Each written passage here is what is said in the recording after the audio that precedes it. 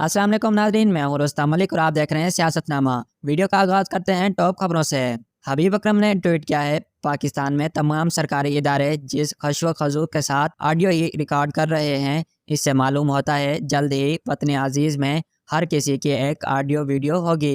DGISPR कहते हैं, फौज का सियासत से कोई ताल्लुक नहीं है। हमारे लिए तमाम सियासी जमातें काबिल एहतराम हैं। हम किसी खास सियासी जमातों या नजरिए के तरफदार नहीं। मलिया हाशमी ने ट्वीट किया है, बेशर्मी की इंतहा है कि सवार धमाके पर मुजरिमों को पकड़ने की बजाय उल्टा FIR मुराद सईद पर काट दी है। यानी जो शख्स पहले दिन से शोर मचाता रहा कि मुल्क को दहशतगर्दी की आग में मत झोंको और उसे यह दानिश्वर गद्दार कहते रहे, और आज उसी को गिरफ्तार करने के बहाने ढूंढ रहे हैं। DGISPR ने कहा है, पाक फौज को धौंस और फरेब से दबाव में नहीं लाया जा सकता। अतर काज़मी ने ट्वीट किया है, PDM ने अपने खौफ से इमरान खान को सियासी जिन बना दिया है। इमरान खान तो अपने लोगों को कहते हैं कि खौफ के बुत तोड़ दो, हालांकि खौफ के बुत तोड़ इलेक्शन में आने की ज़्यादा ज़रूरत PDM को है। आइन और अदालती फैसलों के बावजूद लोगों का इलेक्शन पर अबहम, बदकिस्मती और लम्हा फिक्रिया है। DGISPR ने कहा है, army chief general Syed Asim Munir समझते हैं असल ताकत का मरकज़ अवाम है।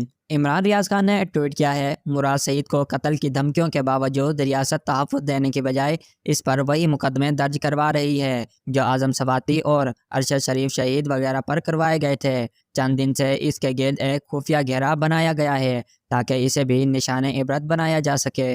DGISPR कहते हैं, भारत का दिफाई बजट हमसे बहुत ज़्यादा है। पाक फौज का एक एक सिपाही ईमान, तकवा और जिहाद के जज्बे से फी सबीलिल्लाह सरशार है। नजम सेठी कहते हैं, शहबाज शरीफ ने फैसला किया है कि हम एस्टेब्लिशमेंट के सामने लेट जाते हैं। वो कहते हैं कि फला चपरासी को लगा दो, ये लगा देते हैं, फलां को निकाल दो, ये निकाल देते हैं। इसके लिए शहबाज शरीफ से बेहतर बंदा कौन हो सकता है। DGISPR कहते हैं, साबिक फौजी होने का मतलब ये नहीं कि कानून से बालातर हैं। साबिक फौजी अफसरान की तंजीमों को सियासत का लिबादा नहीं ओढ़ना चाहिए। इमरान खान कहते हैं, मैंने किसी का खौफ दूर करने के लिए आइन पर कंप्रोमाइज़ नहीं कर सकता।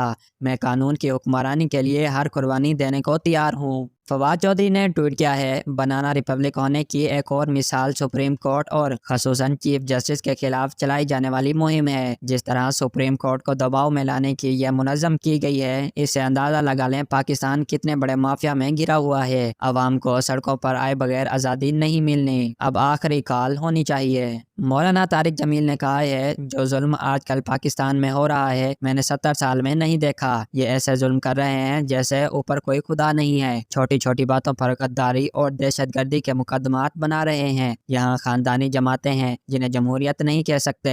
IMF के पाँव चाट रहे हैं और अल्ले तल्ले भी जारी। आसिफ अली जरदारी कहते हैं, ये हमारी हुकूमत नहीं है बल्कि इस हुकूमत में शरीक हैं।